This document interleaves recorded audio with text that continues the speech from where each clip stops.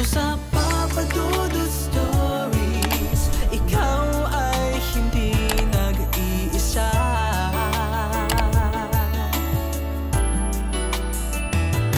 Dito sa Papa Dudut Stories, may nagmamahal sa'yo.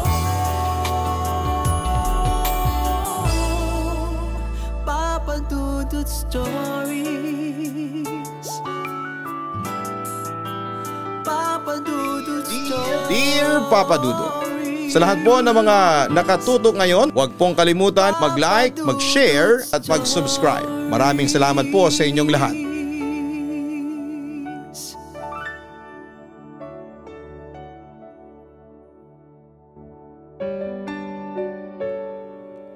Kumusta? Tawagin niyo na lamang po ako sa pangalang Glo ng probinsya ng Marinduque. Marami na akong napakinggan sa YouTube channel mo na mga kwento tungkol sa mga engkanto at aswang.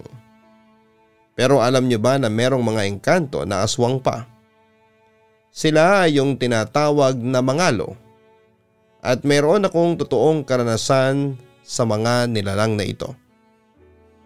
Papa Dudut, laking probinsya ako at sa lugar namin ay kilala ang mga kwentong aswang, engkanto at higit sa lahat ay mga kwentong may kinalaman sa mga mangalo. Hindi ko alam kung saan ito nagmula, kung sa Visayas ba o Bicol o pinaniniwala ang Tagalog, pero talamak ito sa lugar namin. Samantala si Lolo Fino ay pinsan ng Lola Delia ko, na lola ko sa mother side. Pag i-describe ko itong lolo ko, matangkad, mahaba ang puting buhok, maitim, bungal, balik kasi ang ngipin na lang niya parang papangil kasi wala nang ngipin sa harapan at madungis siyang manamit. Hindi na nakapag-asawa dahil na rin siguro sa mga mas inuna niya, ang pamilya. Taong 2004, umuwi at nagbakasyon si Lolo Fino dito sa amin. Simula noong namatay ang lolo at lola Delia ko, tuwing hapon ay nagsisibak siya ng kahoy sa likod ng bahay. Usually ay natatapos siya around 6 p.m. Lingid sa kaalaman namin na may third eye ito. Nagtataka na lamang kami dahil pag ito'y iinom ng tubig at makakasalubong namin ay bigla na lamang niyang sasabihin na may nakikita siyang mga mangalo o yung mga engkantong aswang na nagmamasid sa amin sa hindi kalayuan. Simula noon, dito na nagumpisa lahat ng mga creepy experience niya. Ayaw matulog ni Lolo Fino sa loob ng bahay dahil mas komportable daw siyang matulog sa labas ng bahay basta daw may kumot at unan. Isa rin dito yung mabantayan ng bahay kasi madaming magnanakaw. Nung una akala namin nasisiraan na ng ulo itong si Lolo Fino dahil na rin siguro sa itsura niya noong nagbakasyon dito. Hinayaan na lang namin na ganon. Gabi-gabi siyang natutulog sa labas ng bahay. At tuwing umaga ay magkwekwento siya ng mga nakikita niya. May bakanting lote kasi sa gilid ng aming bahay na hindi nalilinisan. At punong-puno ng matataas na damo. Isama mo pa yung mga malaking akasya. Tuwing matutulog daw siya sa labas ng bahay ay nakikita daw niya yung naninirahan doon sa puno ng akasya. Isa daw tagapagbantay na sobrang laking ahas. May nakikita din siyang pulang mata na nanggagaling sa mataas na talahib doon. May nakikita siyang babaeng nakaputing damit at minsan ay nakaitim na damit.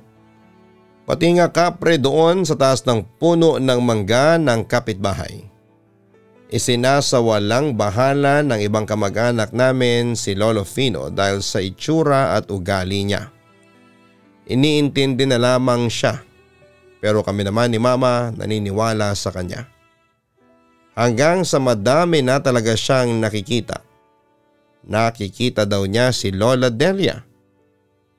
Nakakapag-usap daw sila tuwing gabi. Nagbibilin daw si Lola na bantayan daw kaming mga apo niya. Simula noong nandito na si Lolo Fino ay halos hindi na kami makapaglaro sa likod ng bahay dahil sa mga nakakatakot na kwento niya. Yun na rin ang panakot ng mga magulang namin na mga pinsan ko para hindi kami maging makulit. Ngunit isang gabi, nagpatimpla si Lolo Fino sa akin ng kape kasi ayaw niya daw matulog. Kaya ginawan ko na. Takot na takot kasi ako sa itsura niyang yon, lalo na doon sa mga kinikwento niya. Pagkakuha niya ng kape sa akin ay dumiretso na siya doon sa harapan ng family house namin para doon matulog sa papag. Pasado 1:00 na ng madaling araw noon, nagising ako.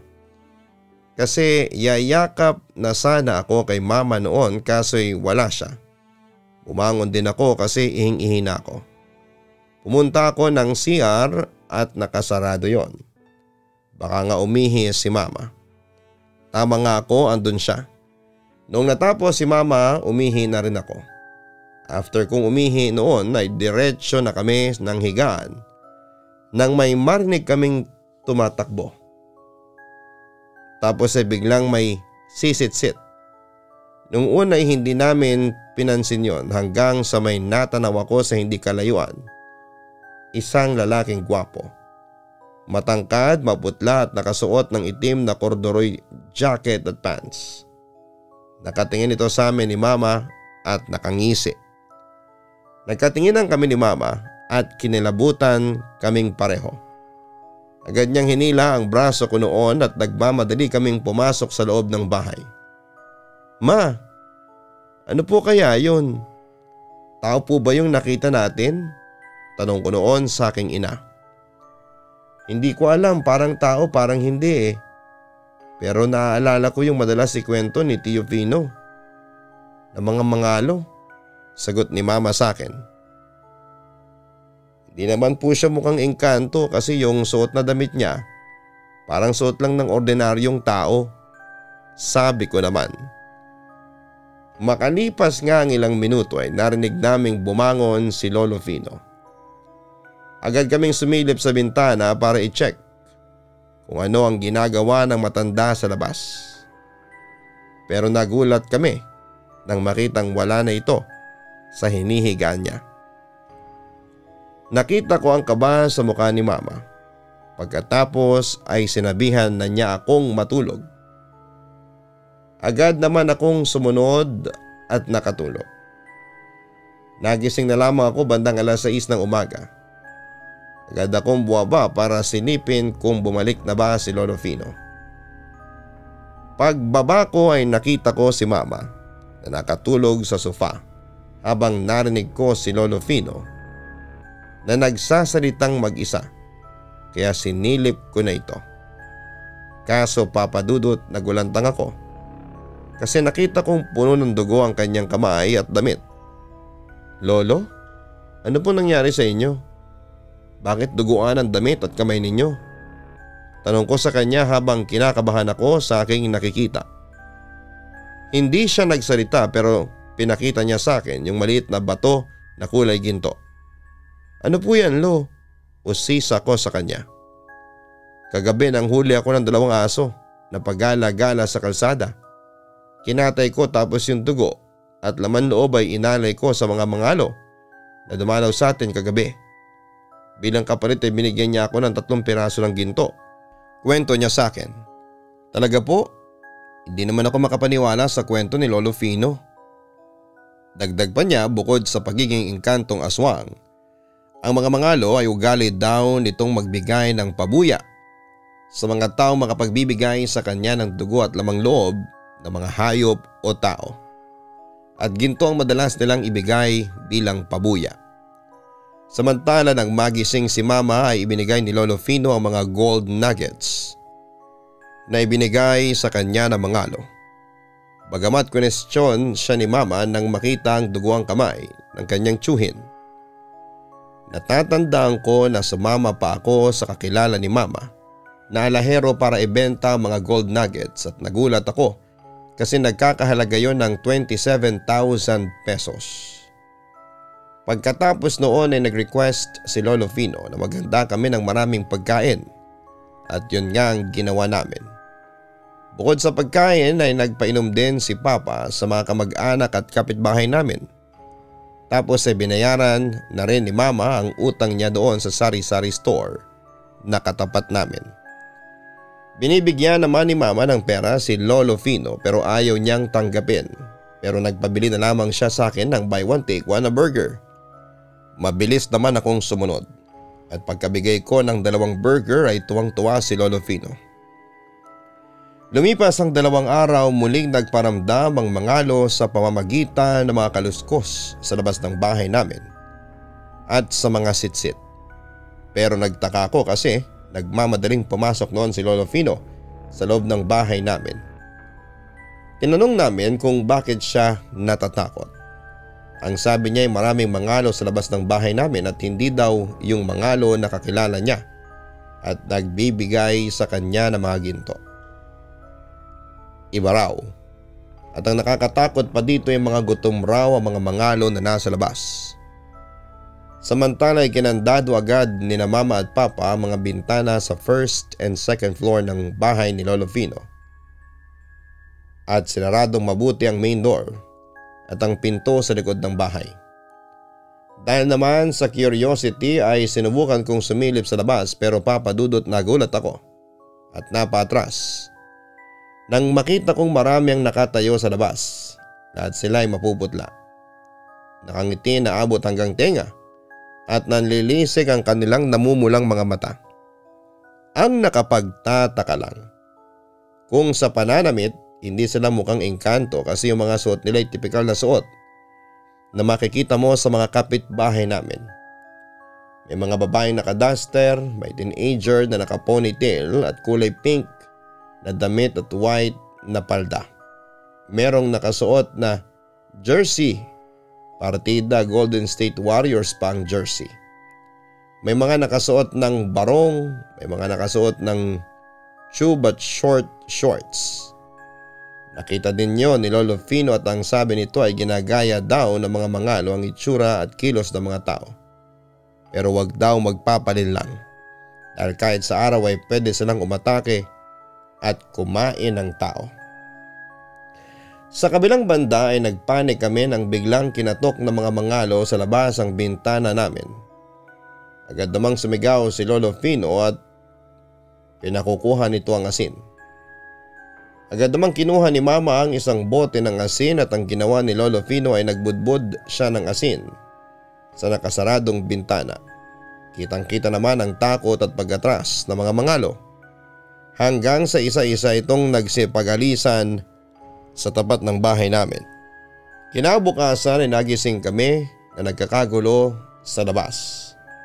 Dahil nagkalat ang mga patay na aso at pusa at mga alagang manok at baboy sa kalsada. Walang may gustong magsalita at sa halip ay nagsipuntahan sila sa simbahan para magdasal. Yung mga tanod naman ay iniisa-isang tanggalin ang mga patay na hayop na winakwak ang tiyan at parang inubusan ng dugo. Pero napansin ko na wala si Lolo Fino sa bahay. Hinanap ko siya kaso wala siya. Tinanong ko siya kay Mama noon dahil kanina pa siyang nagwawalis ng mga dahon na nahuhulog mula sa puno. Ma, nasan si Lolo Fino? Tanong ko. Nagpaalam kaninang alas 6 ng umaga. Pupunta daw muna siya sa kabilang barangay doon sa kamag-anakan niya. Tugon niya. Bumalik ako sa loob ng bahay. Hindi ko matanggal sa isipan ang mga nangyari sa akin. Maghapon na pero walang Lolo Fino na dumating hanggang sa gumabi na. Hindi ko alam pero biglang kinabahan na ako. Kaya nandun lang ako sa pintuan namin nakatambay habang hinihintay ang pagbabalik ni Lolo Fino. Mag-aalas 7 na ng gabi nang tinawag na ako ni Mama na pumasok na sa loob. Natatakot siya na baka muling umatake ang mga mangalo. Mamayang kaunti ay umuwi naman si Papa galing sa trabaho pero nagulat ako kasi may dala-dala siyang isang balot ng dugo ng baboy at mga lamang loob na pang-isaw. Nagtaka ako noon at nagtanong kay Papa kung magluluto ba siya ng dinuguan. Pero ang sabi niya ay meron daw siyang nakausap na kaibigan at ang sabi daw nito ay para hindi daw kami saktan ng mangalo ay mag-offer daw kami ng dugo at lamang loob ng baboy, baka o ng manok. Nagmamadaling inihanda ni Papa ang mga binili niyang pang-alay tapos ay bandang 8:00 ay nilabas na niya ang mga lamang loob na nasa bilao at kalahating litro ng dugo ng baboy sa kaldero. Iniwan namin yon sa labas ng pintuan namin. Pagkatapos noon ay kinandado na namin ang mga pinto at sinarado ang lahat ng bintana. Kinaumagahan maaga ako nagising dahil gusto kong kumain ng taho na naglalako. Pero laking gulat ko na makitang si Papa na tuwang-tuwa kasi nag-iwan daw ng isang malaking gold nugget ang mangalo. Kabayaran daw ito sa alay namin. Siyempre tuwang-tuwa din si Mama noon. Pero ako'y hindi ako masaya kasi nag-aalala pa rin ako noon kay Lolo Fino. Samantala habang nag-aabang ako nang magtataho sa kalsada, natanaw ko si Lolo Fino sa hindi kalayuan na naglalakad pauwi sa amin. Hanggang sa nakarating na nga siya. Magandang umaga po, kako sa kanya. Ngunit ngiti lang ang kanyang tugon marahil ay pagod siya sa kakalakad. Bumalik ako ng bahay nang makabili ako ng taho. Nakita ko naman si Lolo Fino sa likod bahay na nagkakape. Nakaupo siya sa troso at nakatanaw sa malayo. Hindi ko na lamang siya nilapitan dahil mukhang malalim ang iniisip niya. 3:00 na ng hapon nang lumabas ako ng bahay at nadatnang ko siyang nagpaalam kay Mama dahil pupunta ulit siya sa kamag-anak niya sa kabilang barangay. At sinabi niyang bukas ng umaga na lamang siya uuwi. At dumating ang linggo ng umaga, nagising ako dahil ba't parang maingay sa labas ng bahay. Naririnig kong nagwawala si Lolo Fino. Dahil na rin sa pagkachismoso ko, tinignan ko sila mula sa bintana. Mga anak, maniwala kayo sa akin, totoo ang nakita ko. Hinabol ako ng 3 mangalo kaninang pag-uwi ko. Wala ang mga mata nila. Gutom na gutom. Nakita ko sila sa tulay. Hingal na sabi pa ni Lolo Fino kina Mama. Nagbubuga sila ng apoy. May mga dala silang aso. Nakabaluktot ang katawan nila tapos ay hinahabol ako. Madaming mangalo dito kasi eto ang lupain nila. Ginulo natin ang mundo nila. Kung hindi tayo aalis baka kumain na sila ng karne at dugo ng tao. Dagdag niya. Pinapakalma ni na Mama at Papa si Lolo Fino noon. Para hindi sila magalit, mag-iiwan na lang tayo ng alay ng dugo at lamang loob ng baboy sa labas. At least, nagbibigay sila ng biyayang ginto sa atin. Isipin ninyo kung maraming dugo at lamang loob ng baboy ang iaalay natin sa labas, bawat gabi ay makakaipon tayo ng maraming ginto. Ang wika pa ni Papa. Hindi ganun yon, Manuel. Walang kabusugan ng mga mangalo. Parami ng parami ang alay na i-demand nila sa iyo hanggang sa hindi mo na kayanin. Kapag hindi mo sinunod ang gusto nila ay magdadala na sila ng kamalasan sa pamilya mo. Ang sama nito, baka kainin nila ang buong pamilya mo, na ibulalas ni Lolo Fino. Kinilabutan ako sa mga oras na yon. Ayon pa kasi kay Lolo, hindi sa lahat ng pagkakataon ay ginto ang kapalit ng bawat dugo na iaalay mo. Yun nga, kapag kulang ang iyong alay, siguradong kukuha ang mga mangalo ng buhay mula sa pamilya na nagbibigay ng alay. Ano bang balak ninyo, Tio Fino? Tanong ni Mama kay Lolo. Kaya ako nagpupunta sa kabilang bayan ay para ayusin ang bagong titirhan ninyong mag-anak. Bumili ako ng isang bahay sa kamag-anak ko gamit ang mga naipon kong ginto mula sa mga mangalo. Kailangan nyo nang umalis dito bago pa lumala ang sitwasyon. Ang wika ni Lolo Fino pagkatapos ay humarap ito kay Papa. Manuel, magpapatuloy ang mga panggugulo ng mga mangalo sa lugar natin dahil gutom na gutom sila. Pagkatapos noon ay meron itong inabot sa papa ko na papel. Nagulat kaming lahat kasi deed of sale pala ito. May inabot din siyang susi na sa tingin ko ay susi ng bahay na binili niya para sa amin. Sige Tito Fino, lilipat na kami ng pamilya ko sa bahay na ibinigay mo sa akin. Sumama ka na rin sa amin, ang wika pa ni Papa. Hindi, magpapaiwan ako dito. Meron pa akong kasunduang dapat tuparin sa isang mangalo. Ang sabi ni Lolo na ang tinutukoy niyang mangalo ay yung nakita namin ni Mama dati na nakasuot ng black corduroy jacket at pants. Hindi na nag-elaborate pa si Lolo Fino kung ano ang naging kasunduan niya doon. Basta mahalaga daw na matupad niya yon. Samantala nung araw ding yon ay nag-impake kami at tumuloy na sa bagong bahay namin sa kabilang bayan. Bagamat hindi namin kinuha lahat at nag-iwan pa rin kami ng mga gamit na pwedeng gamitin ni Lolo Fino. Lumipas sa mga buwan at taon at naging maayos naman ang pamumuhay namin sa bagong bahay na ibinigay sa amin ni Lolo Fino. Walang kababalaghan. Tahimik. Payapa ang aming kalooban. Hindi rin popular o kilala ang mga mangalo sa lugar na nilipatan namin. Hanggang isang araw ay dinalaw kami ni Lolo Fino. Siyempre lahat kami ay natuwa sa kanyang pagdating. Doon ay masaya niyang ibinalita sa amin na nagawa na niya ang kasunduan nila ng mangalo kaya malay na siyang nakakaalis doon sa dating lugar namin.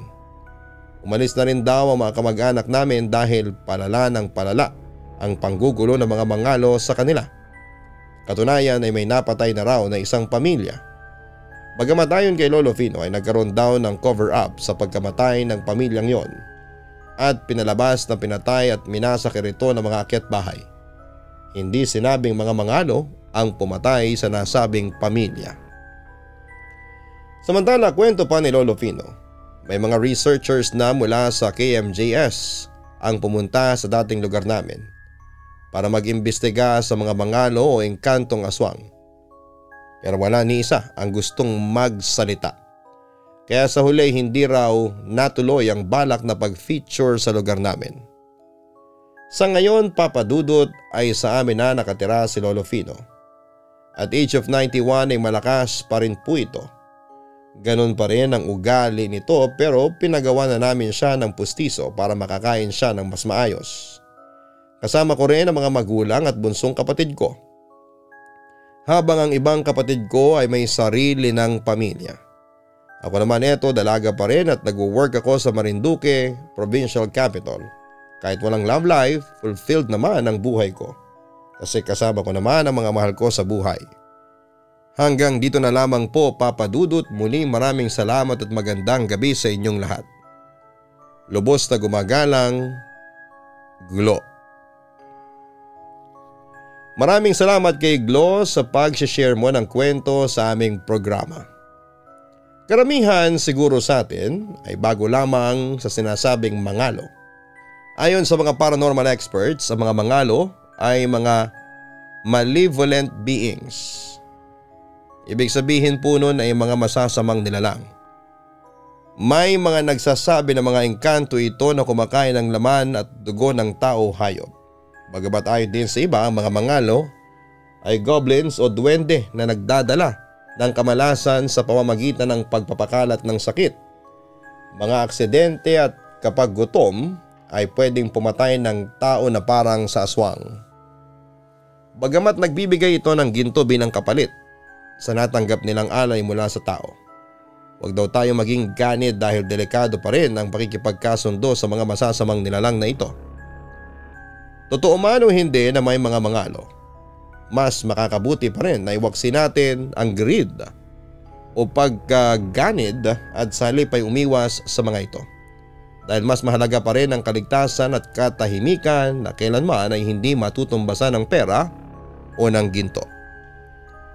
Huwag pong kalimutan na i-share ang ating storya para marami po ang makapakinig. Hanapin po ang Kaistorya YouTube channel para sa horror story. Pagkatapos po nito, lipat po kayo doon. At ang Papa Dudut Family YouTube channel na kung saan ay meron po tayong papremyo every episode. Maraming salamat po.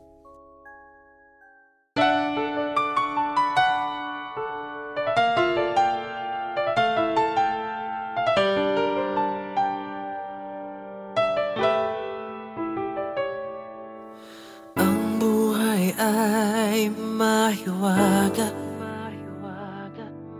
laging may lungkot at saya. Sa Papa Dudut Stories, laging may karamay ka.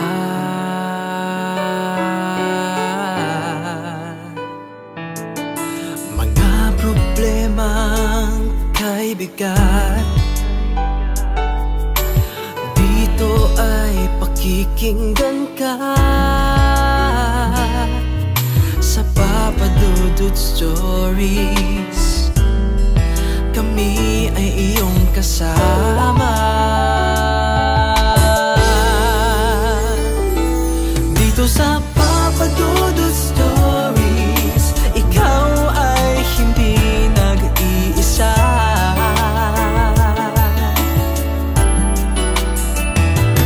Dito sa Papa Dudut Stories, may nagmamahal sa'yo. Papa Dudut Stories, Papa Dudut Stories, Papa Dudut Stories.